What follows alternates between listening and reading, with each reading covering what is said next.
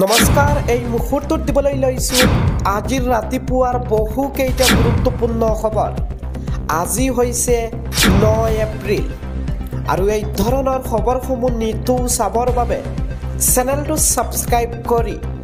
ভিডিঅ'টোত এটাকৈ লাইক কৰি দিব আজি ৰাতিপুৱাৰ প্ৰথমটো খবৰ হৈছে এটা গুৰুত্বপূৰ্ণ খবৰ ৰংগালী বিহুৰ পূৰ্বে ঘোষণা হ'ব মেট্ৰিকৰ ফলাফল আমি পুনৰবাৰ জনাই আছো মেৰ প্ৰথম সপ্তাহত ঘোষণা হ'ব মেট্ৰিকৰ ফলাফল বিহুৰ পূৰ্বে মেট্ৰিকৰ ফলাফল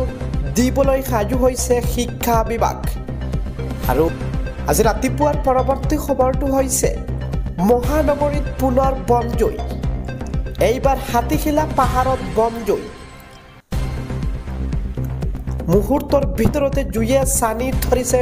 বিস্তীৰ্ণ অঞ্চল ইটোৰ পিছত হিটু প্ৰাকৃতিক দুৰ্যোগে জুকাৰিছে ৰাজ্য ঘটনাস্থলীত উপস্থিত আৰক্ষী আৰু অগ্নি নিৰ্বাপক বাহিনী কিছুদিন পূৰ্বে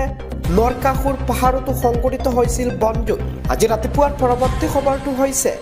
লখিমপুৰৰ বগী নদীত ভয়ংকৰ পথ দুৰ্ঘটনা যাত্ৰীবাহী টেম্পু আৰু ৱেগনাৰ বাহনৰ মুখামুখি সংঘৰ্ষ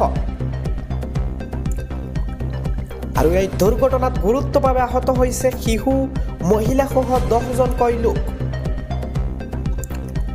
আহতসকলক লখিমপুৰ চিকিৎসা মহাবিদ্যালয়লৈ প্ৰেৰণ কৰা হৈছে আজি ৰাতিপুৱাৰ পৰৱৰ্তী খবৰটো হৈছে ভাৰতৰ নাগৰিকৰ ভিছা বন্ধ কৰিছে Saudi আৰবে Umrah হজৰ visa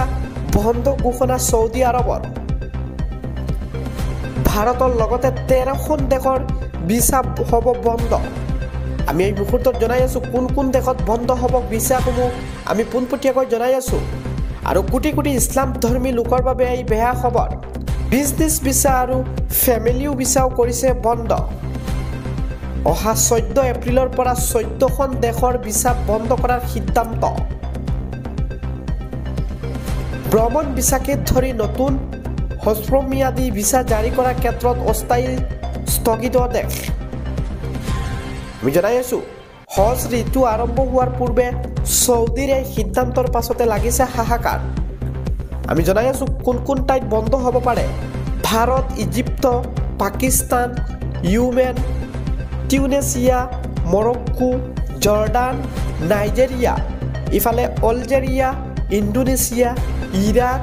Sudan Bangladesh আৰু লিবিয়াৰ নাগৰিকৰ ক্ষেত্ৰত প্ৰযোজ্য হ'ব পাৰে এই নিয়ম পৰৱৰ্তী নিৰ্দেশনা নিদিয়ালৈকে প্ৰযোজ্য থাকিব ভিছাৰ এই নিয়ম অত্যাধিক জনসমাগমৰ সমস্যা হ্ৰাস কৰিবলৈ এই নতুন সিদ্ধান্ত